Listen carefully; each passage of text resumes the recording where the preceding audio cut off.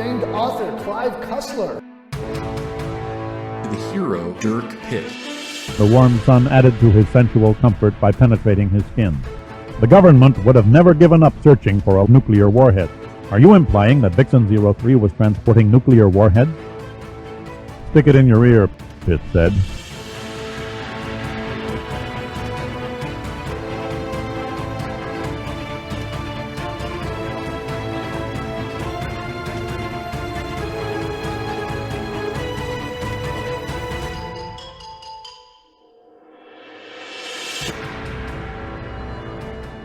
Vixen-03 Episode 2 Take a Bullet for You, Babe. Yeah, flying down early in the morning, flying home around midnight, had a whole lot of relatives to see. It was the first time a bunch of us had all been in the same room together in like 20 years. And it wasn't for a wedding or a funeral, right? It was just for fun. It was kind of so everybody could visit my dad while he still remembered who we all were. I see. That's important. And that's a lot.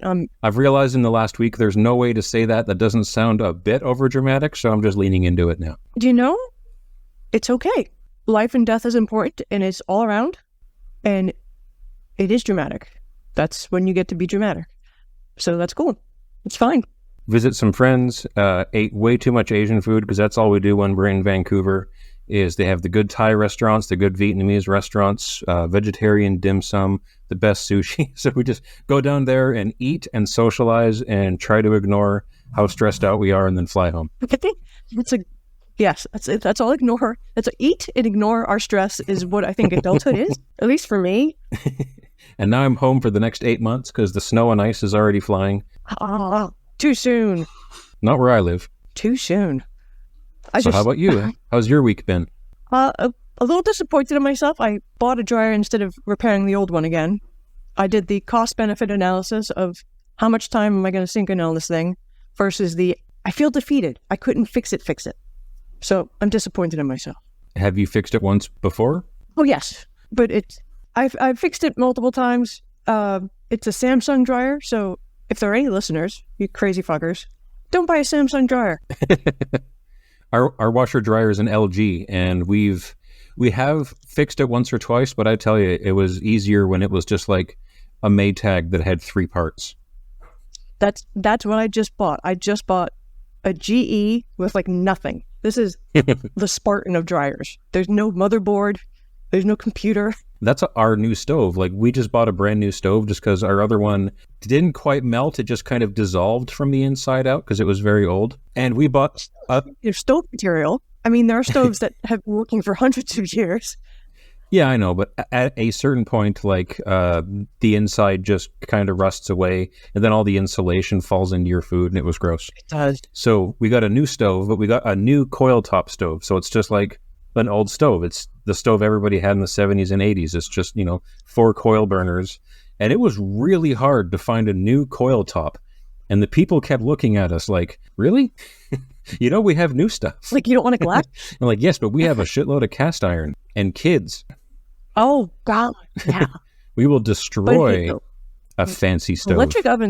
Electric stoves get hot fast. When I was a kid, growing up, we had in our ancient apartment a Chambers stove. Chambers is a brand, and it was the kind you had to light every time you wanted to cook. So you turn the gas on, and it wasn't just one little gas nodule throwing out fire. Every burner, there were 5 burners. Every burner had a row, like a circle of hellfire. So there was so much fire involved under each burner. And I was like, God, I can't wait till I'm an adult one day and I have a stove you could just turn on without breaking out the matches. And now I'm an adult and I'm like, that stove worked. When you broil things, that top broiler, you opened it, it was arson. It's just the brand name arson. I miss it completely. As an adult, I've been through so many stoves. You're right. The new stoves, you get 5 or 6 years. My in-laws had a stove like that. When my father-in-law built his dream kitchen, he got a restaurant-grade stainless steel 6-burner gas stove. And there was like no computers, no circuitry, no buttons, nothing. It just has like on, off, and fire. And you would take your eyebrows off with that thing. It was great. I loved it. I left the gas on too long before I lit the oven. And I lost eyebrows that way when I was around 15, but I could just draw them back. It was the 90s, so I didn't have much eyebrows to begin with. Ask your wife about that. The 90s, girls' eyebrows, it was a thing. My last barbecue did that. It would hiss for a real long time before it kicked on. And you're holding out the match and just leaning further and further away the longer it takes to light. And I saw a great movie this week. Not because it was a good movie. It's on Netflix. I don't know how they release things. We're on the same continent. You're not that far away. It's Netflix called The Killer. Oh, I really, really, really want to see that. New David Fincher, yes. I'm going to spoil nothing. But the audio people were on top of it. I loved it for the audio. And when are you going to see it? Is it on Netflix for you?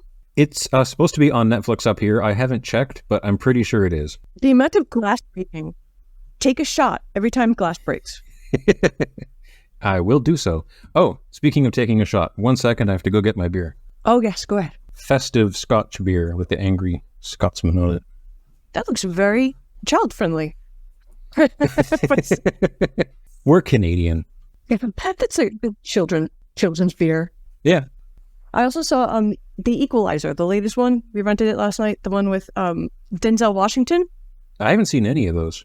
The first one takes place in a Home Depot, so he works there. He's a retired assassin. It's a dad movie, so yeah. Yeah, yada yada. It was great, just for the MacGyvering of Home Depot stuff. The second one, I saw it, completely don't remember it. This one it was glorious to see Denzel Washington being an action star. He's 70 years old. Yeah, that sounds about right. I was like, he crouched down? Did they get a stuntman for that? No, that was him. He actually crouched. And the rest of the movie, he's leaning on things or he's sitting down. I'm getting too old for this shit. He really, really is, but he's gorgeous. His smile is fantastic. I always liked him. He's so darn charming. Even when he's being like an asshole or a mass murderer, he's just, you want to like him. He's got one of those smiles that's 1 in a million. You're just like, this is too much power for one person.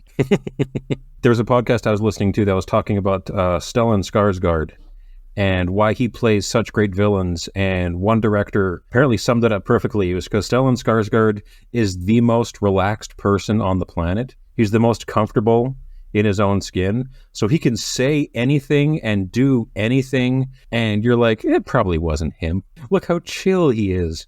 But now, because of that's all he played for 20 years, if he's in the credits, you know who the bad guy is. Well, same with Charles Dance. Charles Dance is very rarely the, I'm going to swoop in and save everybody guy. He's my favorite. I love him. He's the new Max von Sydow. You might have missed it.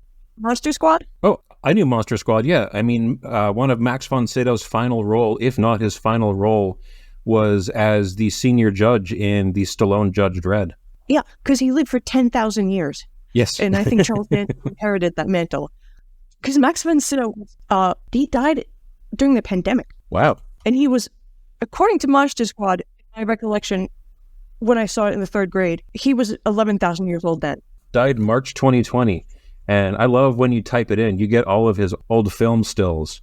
And like, he had kind of a weird looking head, but man, he was hot like 70 years ago.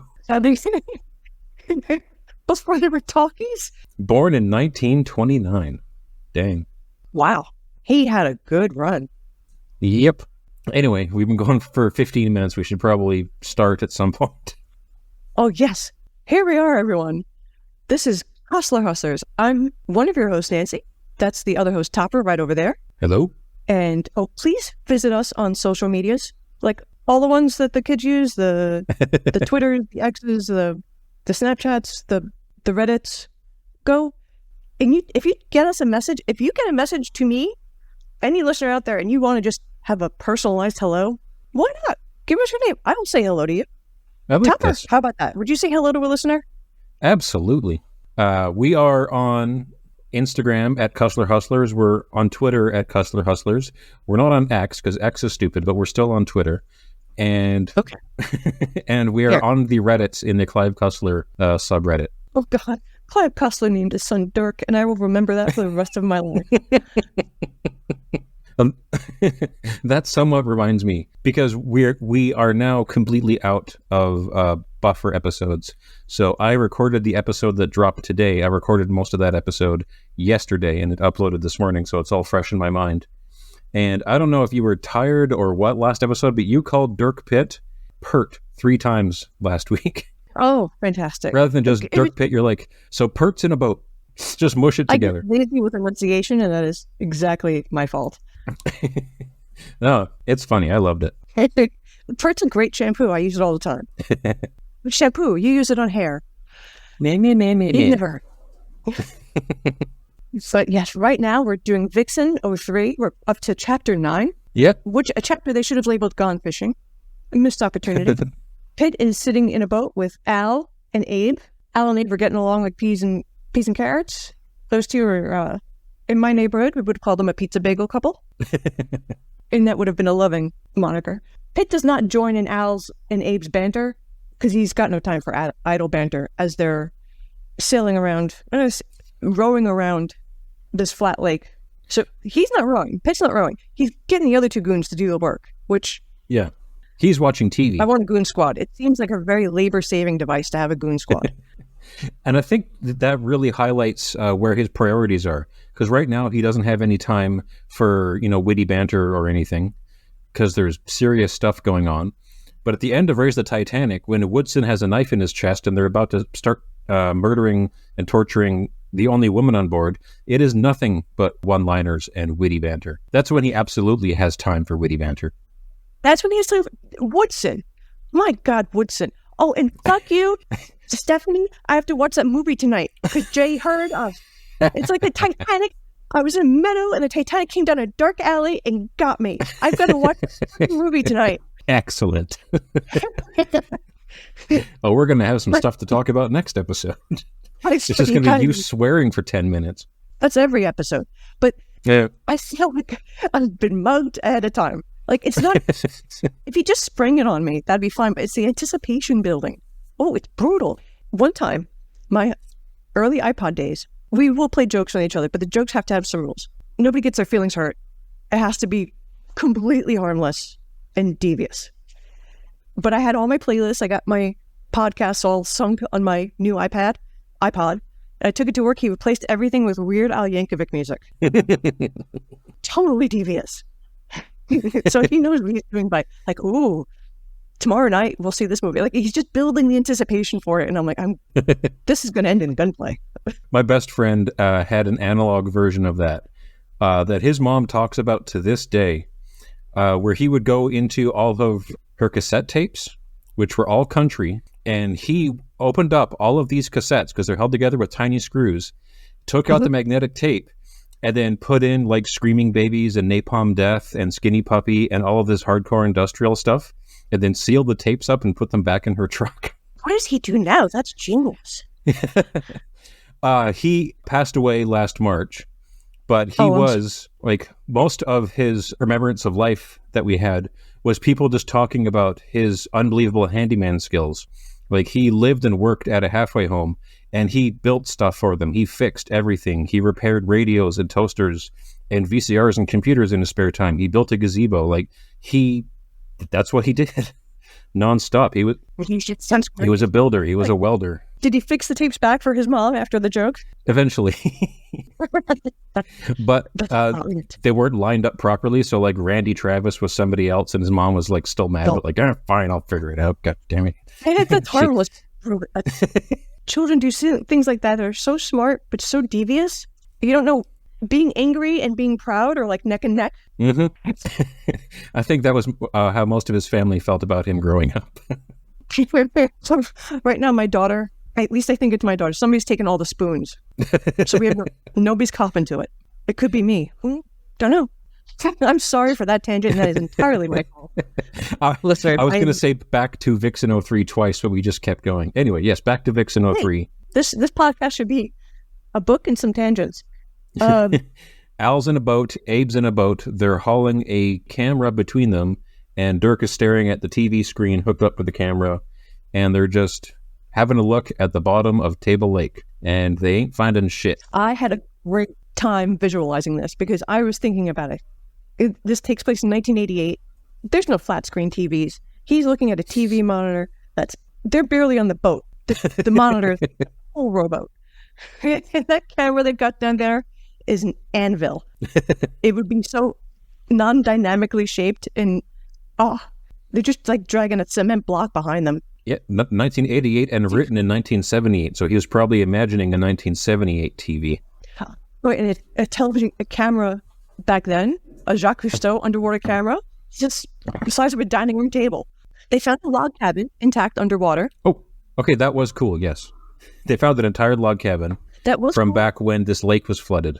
And I got a little tense because the past couple of years, I've been learning about places that have been intentionally flooded because of white supremacy. And I was like, oh, is this one of those? Is this one? Glossed over. Not that. Just a log cabin underwater. I could go on a huge... things in the next chapter.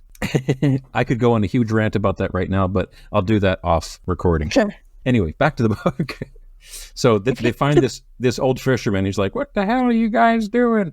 And Dirk has the great idea. He interrogates him. Yeah. Like, this is a vacation spot. It's like, where'd you go when you lose your lures? No, tell me that. Where's, not a good spot. Tell me where it's deep and you lose your lure. You lose your fishing gear. And the fisherman's like, over there, nutso. Yeah. There's a big marsh at the north end of the lake. There's a great big hole that's really deep. So they go there and immediately find a huge military transport airplane 200 feet below water. Or, no, like 80 feet below water. It's at the edge of diving. Yes, on the edge of safe diving, and Abe is shook. He knows more than he should. He's not telling. Mm-hmm. And the Pig goes down to take a look at things. And it's very cold. He can barely feel his body, and he gets pulled up.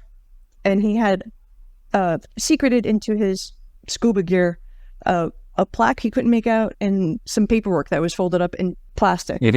Now he's back on board, and Al is sifting through this debris to see what he can find out. But they have identified it. This vehicle, this plane is Vixen-03. No question. And while he's down there, before the whole almost freezes to death part, there was actually a really long and I think fairly well written and fairly touching eulogy for this huge military aircraft that he has, like how it once soared through the skies and people their hearts would swell when they saw it, and it's been buried down here and lost and forgotten, and it's very tragic, and Dirk almost sheds a tear, but he's underwater so no one can tell. No one can tell. Also, I thought that was such a bizarre mind meandering. Okay, you went on vacation with your girlfriend, but you found some bits and pieces in her basement, so you sent her back out of town. You have a stranger come in who apparently made vacation plans without booking any hotels, so he's just staying with you now. And then Al come in on military gear with tons of illegal stuff, just millions of government crime he flew in with, and he's thinking about the vagaries of life and death and these poor guys under the sea. That's when he gets contemplative. During a crime, when he's criming, he gets all philosophical. I don't know what that says about him. Well, because when he does a crime, it's for a good reason. That makes me feel very warm and fuzzy. It should. And then he gets back on board and he goes, Steiger is hesitant to spill the beans. He's trying to be cool. And Dirk's like, aside from this military mystery, there's been, a murder. Yes, because while he was down there underwater, he found all the corpses of the flight crew. As you would expect. In the spots where they're supposed to be, but he also found somebody wearing a different uniform who was tied to the deck in the hold. Yes. We know from the prologue he wasn't there before, which brings us into chapter 10, which is our first parlor scene. Yeah. Oh, it's a parlor in a boat. Yes. No, they went back to the cabin. They went back to the cabin. Yeah. The body, he describes him, still had flesh, was, as you said, dressed differently, and bound at the hands and feet, which there was a wife of a police officer that went missing in Alabama some years ago, and she was found much the same way, underwater, with her hands and feet bound, and she was shot in the back of the head, and it was ruled a suicide. So we can call this an Alabama suicide. I love your country. I'm proud, right? I mean, we do that too, but still. And the corpse that was dressed in more modern gear and was still fleshy, juicy, was missing a boot and a thumb, Dirk confers. Meaning he found his girlfriend's dead dad, who didn't blow himself up. Does he try to call her? No. Well, he's going to wait until he has more information, maybe. No. He's been a terrible boyfriend. Yeah. He has strangers living in her house. She doesn't know. They're not strangers. It's Al and some guy from the military he just met. like a huge scandal, a huge military spending scandal. She's a congresswoman. He's a jackass. And then Al gives, I think, the longest speech out of all 4 of these books. I think this is longer than all of his dialogue up until now, because he spent the last day thawing out this file and getting it dried out so they can read it. And he can't read all of it, but he figures that it's the top secret flight orders for the Vixen-03. And it was flying from Colorado to Rongalo, not California to Hawaii. Yes, and that's a big confounding mystery, because why would they have been in Colorado? They were supposed to take off on the coast. They should have never crossed the Rockies. And I would like to say that the audiobook for this part is almost unlistenable, because I'm assuming in the book, they basically just list off what the file says, but there's a bunch of letters that are missing. They show that. But in the audiobook, it's like AF blank blank blank LO blank blank blank M blank blank blank 35 blank blank. Like, oh my God, this goes on forever. Whereas if you're reading the book, you could just look at it and go, oh, it's missing letters, and move on. It really feels, Al is handling a metal plaque and some papers, and it really feels, to anybody who's ever seen any archival show on Discovery Channel, like, this guy's fucking up this paper. He was like, oh, it's mimeograph. Can't get the ink back. Bill Nye? Oh, let's get this to a lab. Yeah. You don't just dry them out in your oven at home. You've got supercomputers. It's got a microscope in there. He's a bull in a china shop just doing amateur archaeology on this paper. So Dirk makes the connection that what would a top secret flight in 1954 flying to the Pacific Islands possibly be carrying? And he holds up the little metal plaque, and it has the symbol for radioactivity on it. Yes, because Al cleaned it. He was like, you can't hurt it. It's metal. I'm like, you can absolutely destroy metal by boiling it in peroxide. But yeah. Okay, so this metal's fine. Good, lucky him. Lucky Al and his amateur chemistry coming through. We're going to find out everything is radioactive in the lake that people fish at. But it's in the canisters. The canisters are sealed. Maybe they're made by Thermos. Hopefully brand name, no leaking. I hope so. Otherwise, they're all dead and radioactive. And, like his wife mentioned, cancer clusters. Oh, yeah. That one cemetery in England, man, the cancer rates must be wild. Cows got like 6 legs. Sheep shear themselves. Madness. Convenient. How we get to chapter 2, and this is where it gets very, very uncomfortable. Yes. I had a whole little speech in my head that as a white honky cracker, this is going to be a really awkward chapter or bunch of chapters for me to read, because I have listened or read as far as chapter 22, and it just keeps going. Oh, good. I'm needing the saltine over here. If you're a cracker, I am. And also, these chapters are a lot shorter and a lot faster, because we go from 10 chapters in 2 hours to 10 chapters in 1 hour on the audiobook. Opens up in South Africa on a white farm. I was going to say, I just had one thing to say. So this is part 2, Operation Wild Rose, which cracked me up because in Canada, the Wild Rose Party is our weird racist separatist party. Oh, I've never heard of the White Roses. Or wild or white? Wild Rose. Wild Rose. Oh, I guess there's some deep white supremacy history in there with that name. Yep. Well, the wild rose is the official flower of Alberta, and Alberta is our Texas. Congratulations. I didn't know you had a Texas. It's largely desert. It's where all of our oil comes from. It's where cowboys come from. Like, it is absolutely our Texas. And there is a real streak of Alberta is like where all the real Canadians are from. And how come our tax dollars have to go to paying for poorer provinces? And why do all these non-whites keep coming here and taking our jobs? Like, it's kind of weird there. Some things never change. And the Wild Rose Party was, I believe, in power once or twice. They've been swinging back and forth from the NDP, which is our leftist party, to the Wild Rose, which is the far right. And they don't know what they want. I have to read up about them. That sounds fascinating. Not a good way, but like, I should be informed kind of a way. Yes. Anyway, now we're in South Africa, and boy howdy, is this from a different book. The first chapter, mercifully, is just Clive Cussler getting emo. He's talking, this guy talking about hollowing out a tree, and he's describing the sponginess of the tree as he took 2 hours to get the goopy insides out, and it's dark and squishy and humid, and it felt emo. It felt like he was in a dark spot when he wrote that. It was very descriptive and beautifully written. But yeah, we meet Marcus Samala, the section leader of the African Army of Revolution. And I just have the note, I'm sure this will be racially sensitive. This gets, well, let's just start it. Yep. First thing, after the emo kind of like very visual description, very viscous, granular description of scooping up the spongy inside of the tree, that goes away. Now it's just Marcus Samala is hiding in this tree. He's some military dude, and he's looking. He's to observe and report back what's happening on the Fox farm.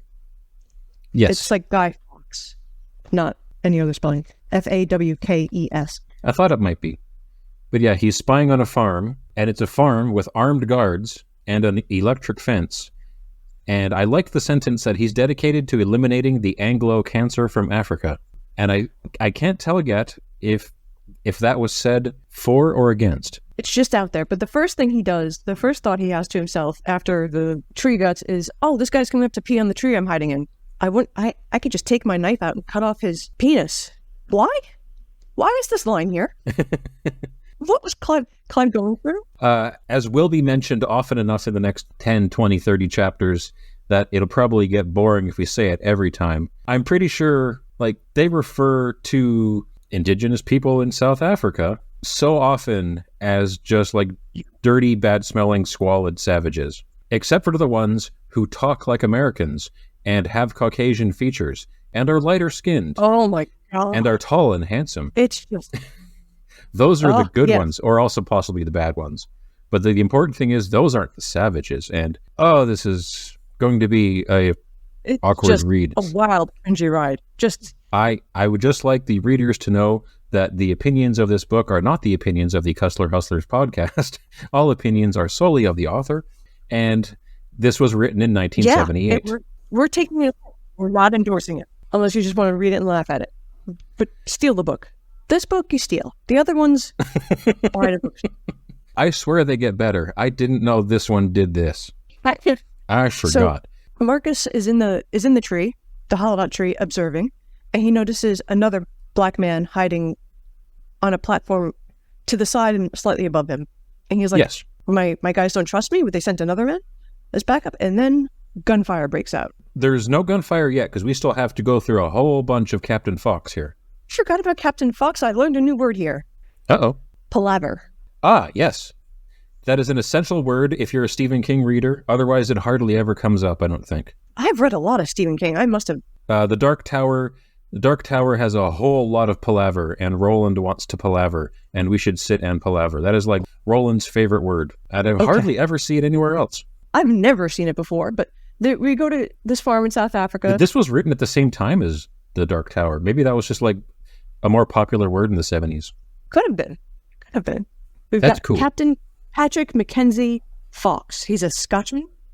He's very tall. He's 6'6" and over 280 pounds. Yeah, that I wrote down that description has real vibes of Ben Shapiro, who constantly just describes all of his male characters about how big and heavy they are. 6'6" in bare feet and 280 pounds in his underwear. So thank you for that, Clive. Yeah, I knew a guy like that died in his 30s because of a heart attack. Just being big and strong. As somebody who is 6'4" and 280 pounds, it's nice to be recognized, but also kind of weird, because I feel when they're described like this in books, they've got a lot more of a pro wrestler vibe, not just Sasquatch. Seems like aspirational, like you can only have weight if it's muscle in these books. Yeah. All of these guys are mainlining steroids, which maybe those were just Flintstones vitamins back then. Who knows? But yes, this aspirational bulk that people have instead of some people are born tall, some people are born short. No, if you're born tall and stout, you are more of a man than any other man, because you are tall and stout. I'm the manliest man. Full in frame, yes. Good for you.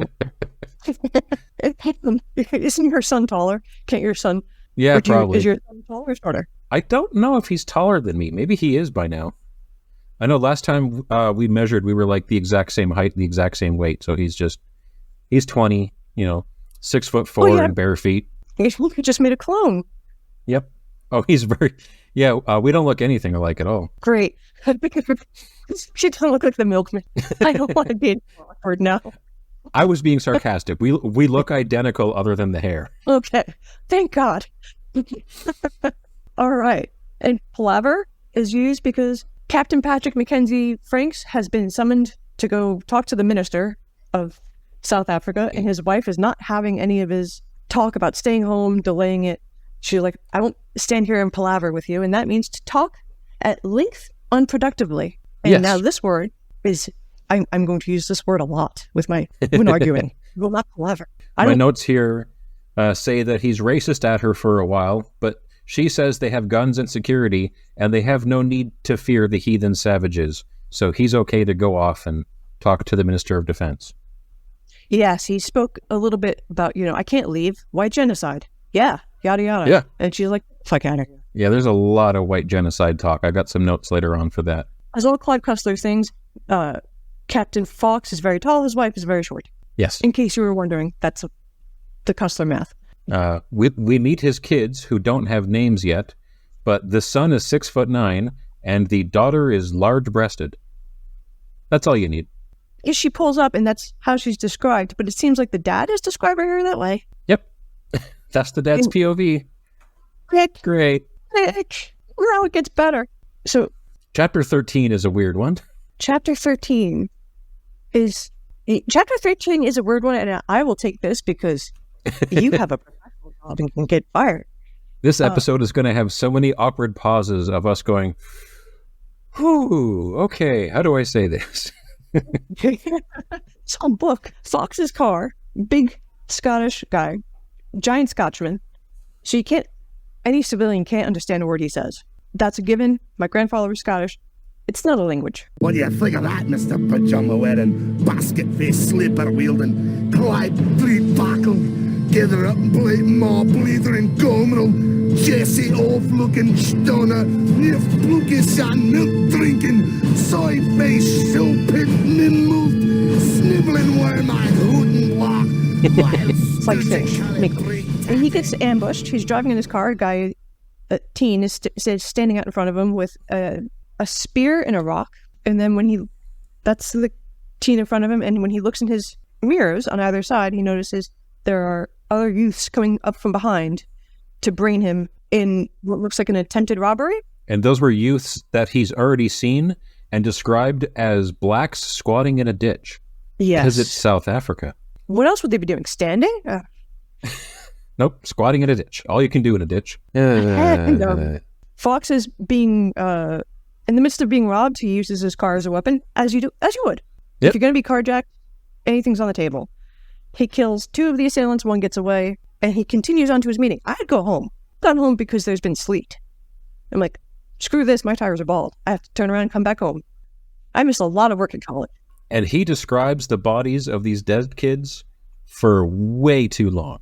That must have been very uncomfortable in the audiobook. I was just sitting there because I listened to these at work going, wow, he's still talking about how fucked up the kids are and how, like, one kid's neck is broken so bad, so like his chin is touching the middle of his back, and the other kid is like ripped open, and you can see flesh everywhere. Like, oh, dude, fat shit. Forward 5 seconds. Anyway. This doesn't traumatize him. This is like, it's a Tuesday. God damn it. Well, better get all of my day. Yeah. He had a little cut up because they threw a rock through his windshield, so he's lacerated. Scooch. Yes. Chapter 14, we meet 2 new people. Like, I have to highlight all the names. Actually, we meet 3 new people because I talked about a third one. I have to highlight the names so I can find them in my notes here. So we meet Peter Duval, the Minister of South African Defense Forces, and Colonel Joris Ziegler, who is very German. Yes. Because it wasn't made specific, I didn't realize for a couple of chapters that I'm pretty sure Duval is also a white guy. Because in my mind, South Africa, I'm assuming most of the characters are dark-skinned, but I forgot. South Africa in 1978, probably none of the characters are dark-skinned. No, these are 2 white men talking, for sure, because they're speaking Afrikaans, and that was Yes, the South African Dutch dialect, I believe. Yes, it was an exclusionary language. Yeah. So it wasn't... That's a whole topic I am not educated enough to talk about. Moving on. Yes. Oh, Minister Van Dalen and Colonel Ziegler await the Scotchman. Duvall is like, oh, English cannot be relied upon because this guy's late. yeah. And that's the only thing I agree with him on. 0.8% of the world's population, 100% of the world's problems, the English. There was one sentence I had to highlight here, and they're talking about how they're not sure if they can trust Fox because he's a little weird, because he offers the people who work his farm a share in the farm's profits. And Ziegler says offering the blacks and the coloreds a share of the profits is the signature of a liberal. Well, how liberal is he? I mean, he said blacks and colors. I mean, he made a distinction between the two. He's a regular lefty. Yeah, I know. Yeah, there's a... And then Fox arrives. Fox arrives, and then there's some allusion to Operation Wild Rose and some vague Final Solution-y type allusions. Yeah, they basically run Operation Wild Rose past him because he's ex-British military. And he's like, so what do you think? And it fast forwards a bit, and he reads it, and he's like, what the fuck is this? This is impossible. This is insane. This is terrorism at its worst. And then they come out and just flatly say that it's using false flag attacks to false flag themselves and get sympathy from the rest of the world, because they're worried that what happened in Rhodesia might happen here, and all of our good white property will get seized and nationalized by communist despotic slave governments. Yes. Ow, my head hurts.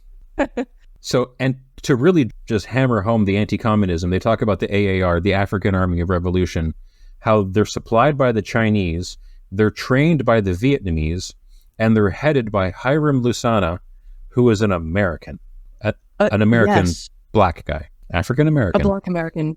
Black? I mean, they put the word black in there more. Yeah.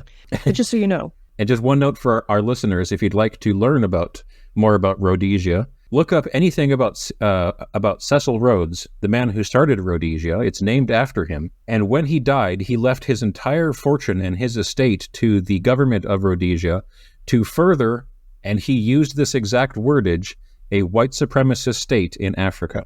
Burn it all down. Like, nobody owned white supremacy like Cecil Rhodes.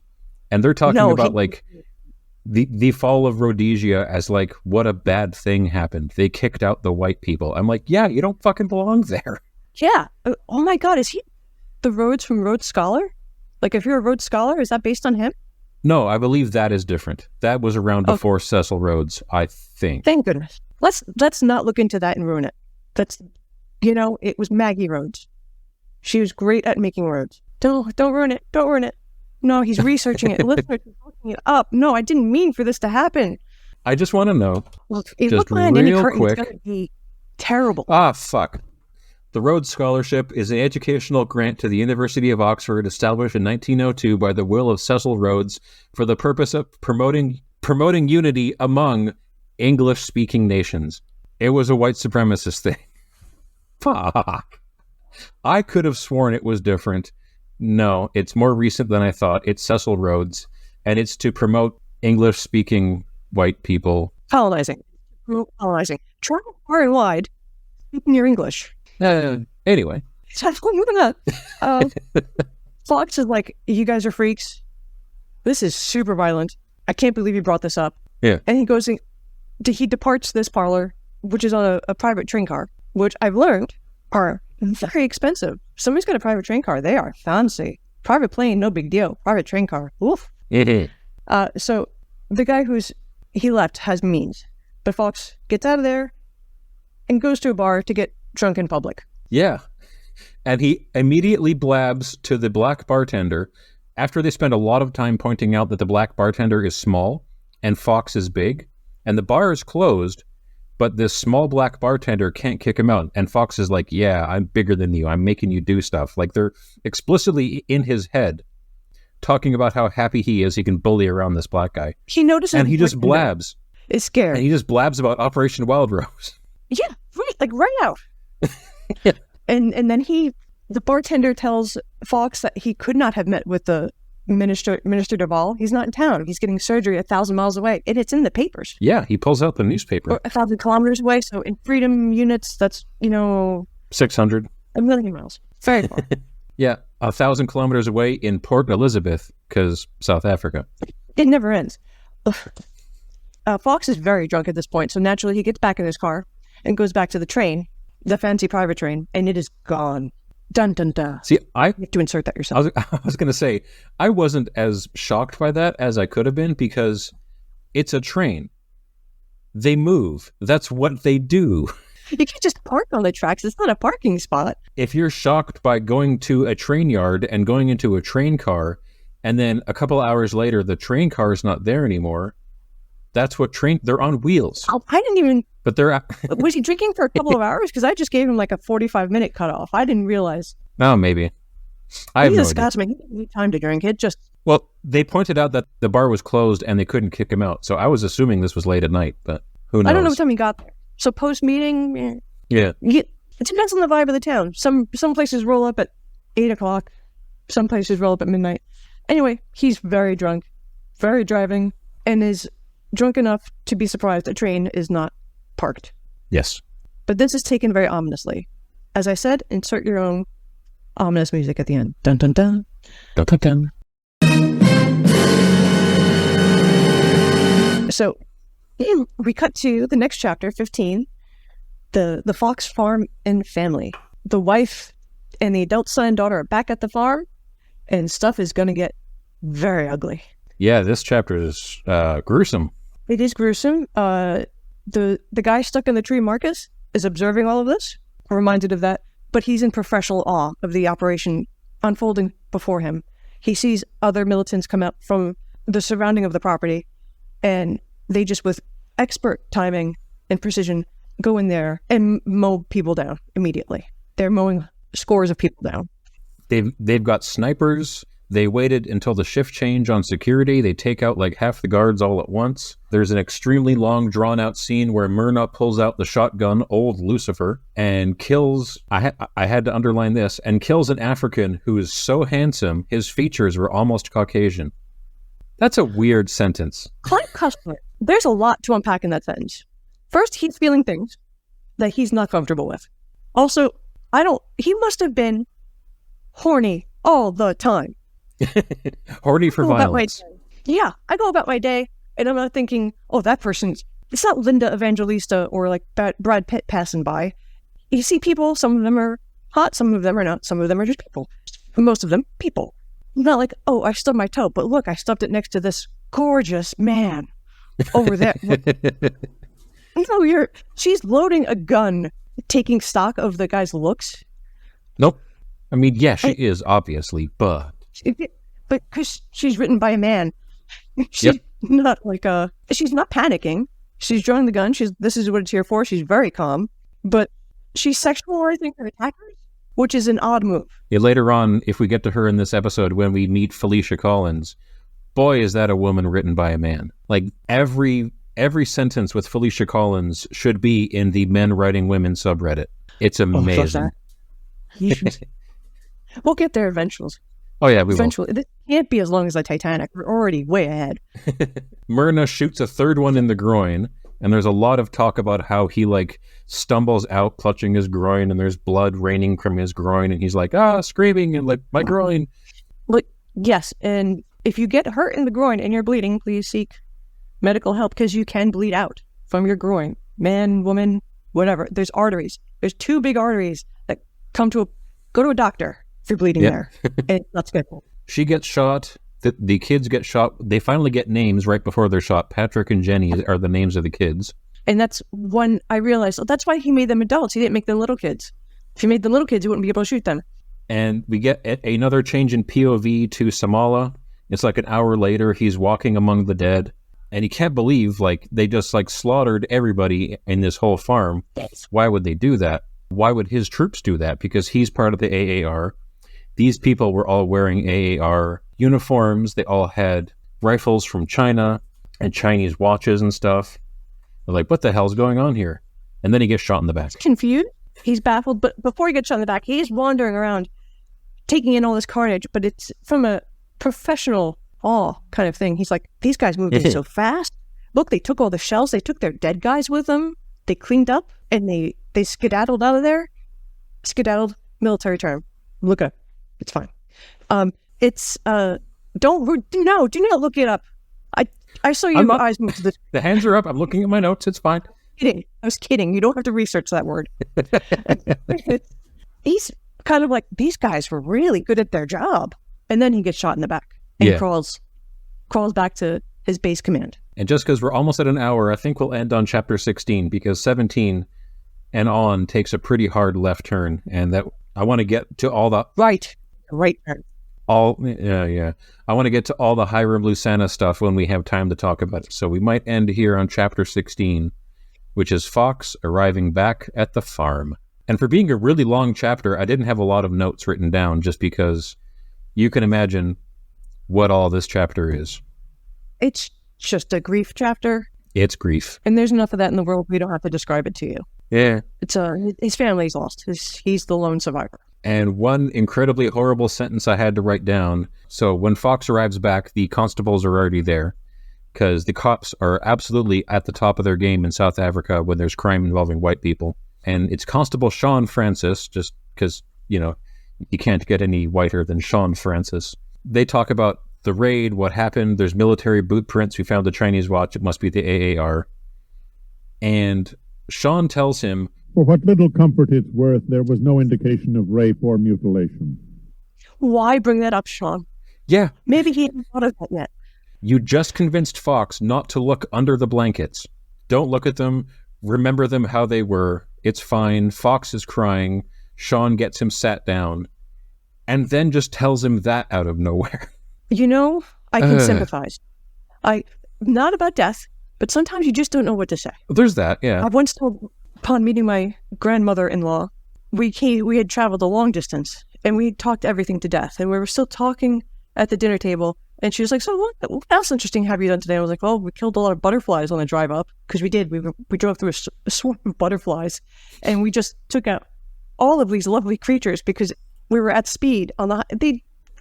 I didn't mean to kill all the butterflies, but that's what I brought up. Sometimes foot goes right in mouth, and that's what this guy did. Boy, howdy. Hey, skedaddle is American Civil War slang. Okay, I'll Oh my stop. God, I need to get up. I wanted that to be the last part of our show. I wanted us to end on a high note. Very well done. Well done. Bravo, skedaddle. Lay it on me. What's it mean? Oh, it's just American Civil War slang that means to move quickly. I just made that up and I was right. I'm a god. It's military. You lying bastard. Oh, wait, you weren't lying. All right, it's fine. And now, good evening, listeners. I have to go off with my lovely husband and watch Raise the Titanic because some strangers in Canada watched it and now they're making me watch it. Hey, we didn't make you do anything. Yes, you did. It's pure pressure and you know it. All right, fine. Good night, everybody. But or goodbye. good night. This has been Cussler Hustlers.